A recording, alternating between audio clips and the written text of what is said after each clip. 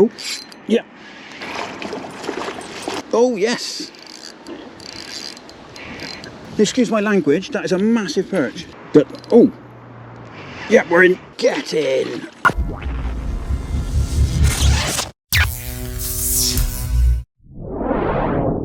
Welcome to a new video. We're back on a bank. You join me in the back of the van. I'm just about to set off down the river. I've got a couple of hours to go and throw some lures around and hopefully get myself a first crocodile of the autumn.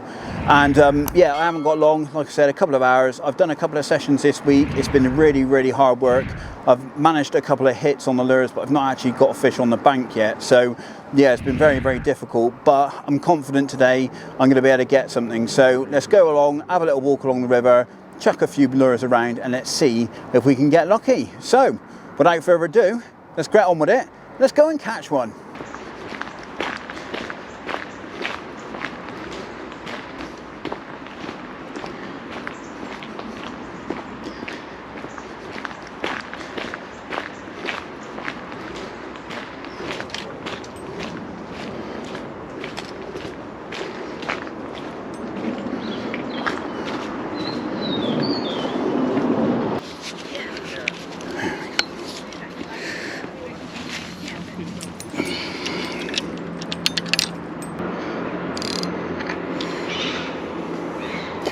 Right, first swim then.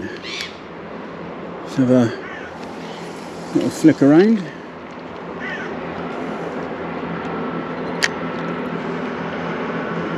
So I've decided to start on a spinnerbait. It's actually something that I've caught really well on there in the past.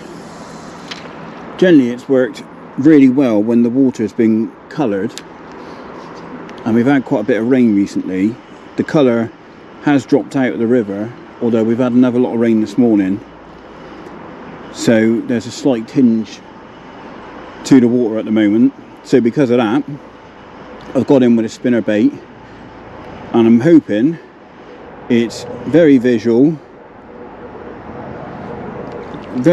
kicks out a load of vibration. So I'm hoping it's gonna be very attractive to any hopefully hungry pike. Now I've had a couple of I've had quite a few hits when I've been on here this week, but the fish have they've been really hitting the baits hard. But I think the issue I had the first time was the baits were too big, and I think that the fish that were trying to take them were basically jacks, and I think they just were probably too small to really take them properly. I think the baits were too big for the mouth. They were small jacks. So the reason for me using that, oh yeah, we're in. Yes, we're in. Oh yes. Oh, first swim. Oh, get in. He slammed that lure. I'm not going to lie, I thought he'd hit the bottom then.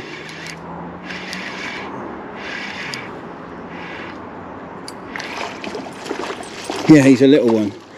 That's basically what happened to me last time. So I had some of these, small fish, if I can lift them out. I had some of these small fish basically hitting the baits. Oh bollocks. Great, he's just dropped off in the margin. Well, I didn't get a plan. I thought he was small enough to lift out then, but obviously not. Let's try and dig him out the margin.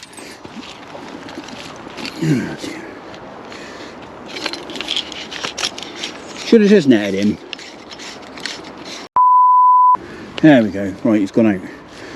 Well, that was a bit of a disaster. Anyway. First fish, first swim, first fish. So what I was saying is last time the baits were too big and the fish weren't taking the baits properly. So the idea of me using the big baits was because I thought they would create a lot of disturbance in the sort of murkier water, and there'd be more chance of getting hit. And the reason for me using the spinnerbait is basically for the same reason. The difference is the profile of the bait isn't necessarily as big, so as you can see, a fish like that can get it in its mouth, but it's still obviously kicking out a huge amount of vibration, and it's a very big visual target, which is what the idea was. Now, I don't know what it is, but these spinnerbaits I've found really, really effective.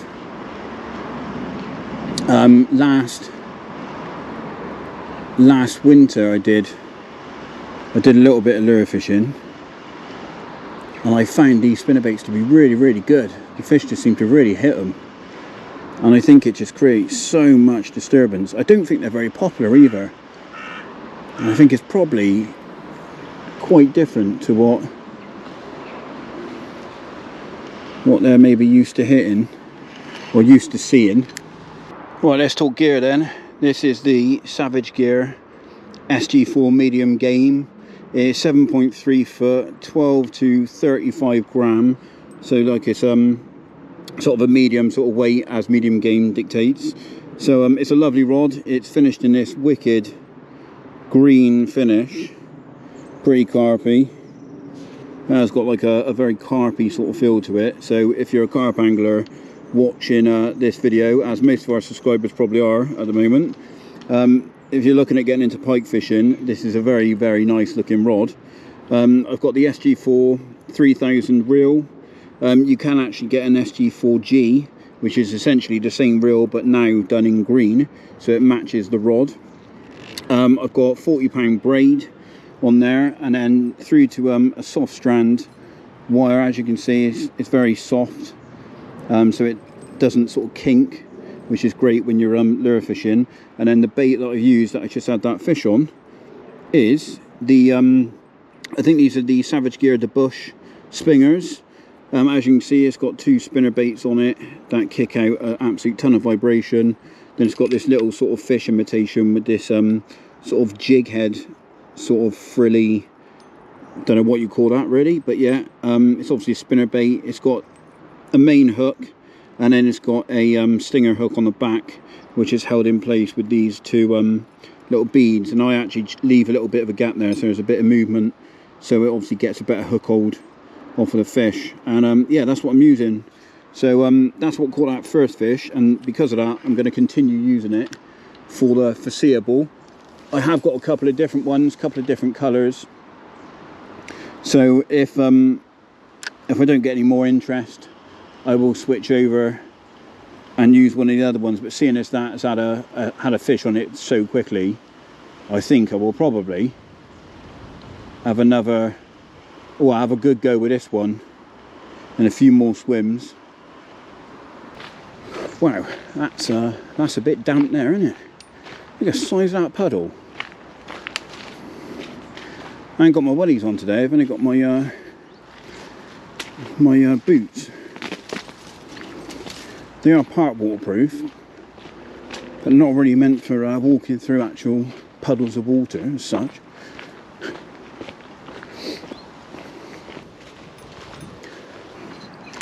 Just have a couple of cars out here. Get them down that way. That's it.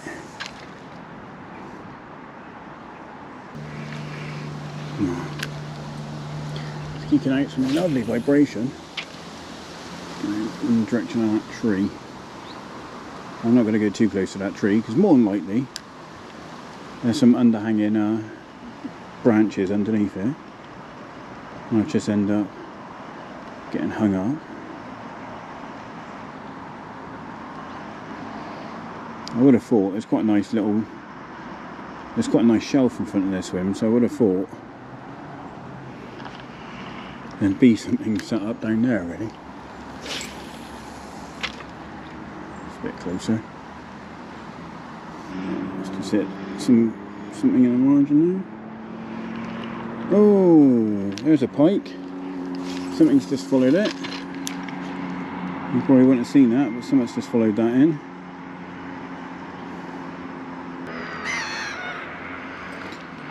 No, it's not coming back for it. Let's move on. Right, next swim. There's a nice bit of cover along here. And there's a load of boats on the far side as well, so I think it's worth a little bit of a go in this one. It's a bit of a tight swim. I'm not going to be able to make too many casts in many different directions, so now in one of the other swims I did have a bit of a follow, so the fish are clearly finding it interesting.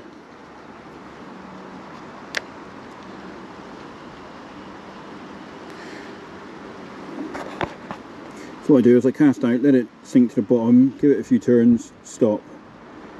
Just give it a few seconds on the drop, reel it again, stop, and then reel it again. And basically I just keep doing that, change the tempo, change the depth I let it drop to.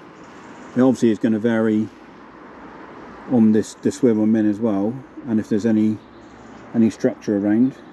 And basically as that bait, as you stop and pause and the bait drops through the water, it's still the blades still rotate because they're still dropping against the pressure of the water, so it still kicks out a load of vibration. So even though you're not actively bringing it back towards you, oh yeah,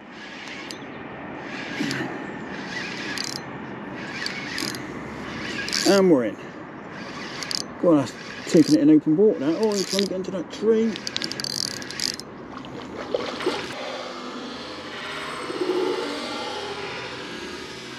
Whoa! Oh, damn it. I don't know if you saw that, but he jumped and threw the lure. Oh, he's thrown it into the tree. Well, that was cool, but now I've got to try and get it out of the tree.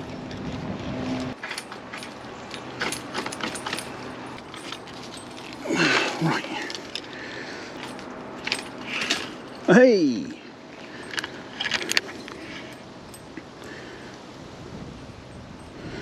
Oh, we got it back. Right then, so unfortunately I lost one in that last swim, but that was good fun. I hope it came out on the GoPro, because the fish basically jumped out, tail walked, and it flung the spinnerbait straight into the tree. I actually managed to send it a long way, but with the use of the net I did manage to untangle it and get it back, which is nice, to be fair, because I've lost a few baits recently, so it's nice to actually be able to retrieve one. So so far today it's going a lot better than it has the last few sessions up here, which have all been blanks. Although I've had some fish follow the lures, I've not actually caught anything. So that's the obviously I've caught one.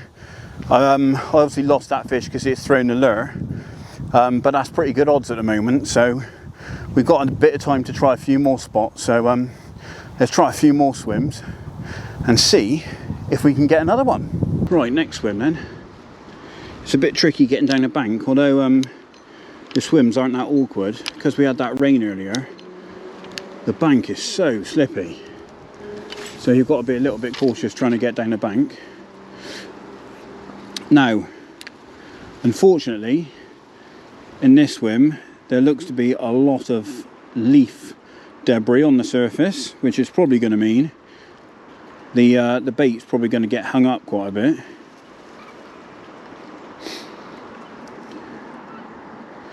I've just realised I've literally just straight retrieved that without actually pausing, so it was really high in the water. So I'll have another chuck out there. One thing I've noticed with this as well, these spinner baits, is because they kick out so much vibration, if you go quite close to the bottom with them, the blades actually are kicking up so much disturbance that it actually kicks up the bottom. It actually causes the bottom to cloud up a little bit in there. Oh, I thought that was a hit then. It causes the bottom to cloud up, and also like the leaf debris and stuff like that, it causes it to all kick up and create a lot of disturbance, which must be so attractive to the fish, to be honest. I'm glad I feathered that. That was nearly going to hit the boat.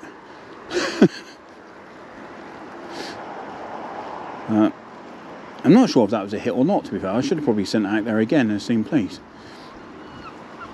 I wasn't too sure if I let it drop too much and it hit the bottom, or whether something actually hit it.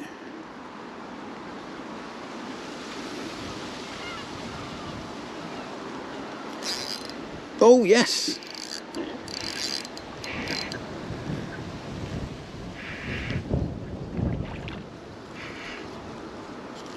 Holy crap, that's a perch! Excuse my language, that is a massive perch. Oh, get in! Oh, what a result! Oh, what a result! God, what a lovely perch. I've just had an absolute banging perch. Look at that. She's gone £2.6. It's one of my biggest fish actually out of the river, that. And amazingly, I come out for perch the other day and had absolutely nothing. I've come out piking and I've had a fish like that hit a spinnerbait. But what a wicked result. That's an absolute lovely fish. Really took me by surprise as well. But I don't want to keep him out too long. So yeah, let's get him back. But what a result. Wow, what an absolute result that was. I can't believe that. I come out the other day and tried to use some perch tactics. So smaller lures and baits, in the hope of possibly picking up a big perch and maybe some sort of jack pike or something like that. And I had one perch follow, which was a very small fish. Literally had absolutely no interest. I even fished in this swim, would you believe? I've had 2 pike, obviously one of them has dropped off. I've had another pike follow it in, and then I've had an absolute stonking nearly 2.5 pound perch. I mean, a 2 pound fish out the river is an absolute mega fish. You know, they absolutely nail it. Like that fish, I thought that was a pike, the way that hit, and I thought it was a better pike as well. It hit like an absolute train. Right, I'm in another swim. You can probably see I'm really high up off the bank here. You've got a set of steps there and a little drop down the other side. So because I'm so high, I'm letting the lure drop a little bit more.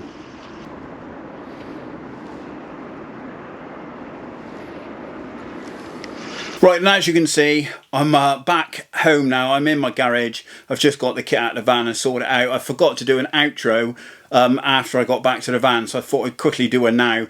I really hope you enjoyed that video. I absolutely loved it. It was a wicked session, nice big perch, couple of pike, and yeah, it was an enjoyable session. Those Savage Gear, the bush spinner baits, and absolutely deadly. I really rate them for fishing on the rivers near me anyway, and I think it's definitely worth trying on your local waters. They're really good, and I had a lot of fish on them last year.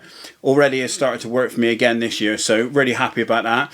Now going forward this autumn winter, there's going to be a mix of carp fishing, as I know a lot of our following is sort of carp anglers, but there's going to be a lot of predator stuff, hopefully some stuff on the rivers and a little bit of different stuff along the way. So hopefully you do enjoy that content, and if you do and you're not already subscribed, hit that subscribe button. Also check out the social media showing at the bottom of the screen now. If you are getting out on the bank soon, then be lucky. I hope you enjoyed the video. Until next time, get out there, enjoy your fishing, and I'll see you in the next video.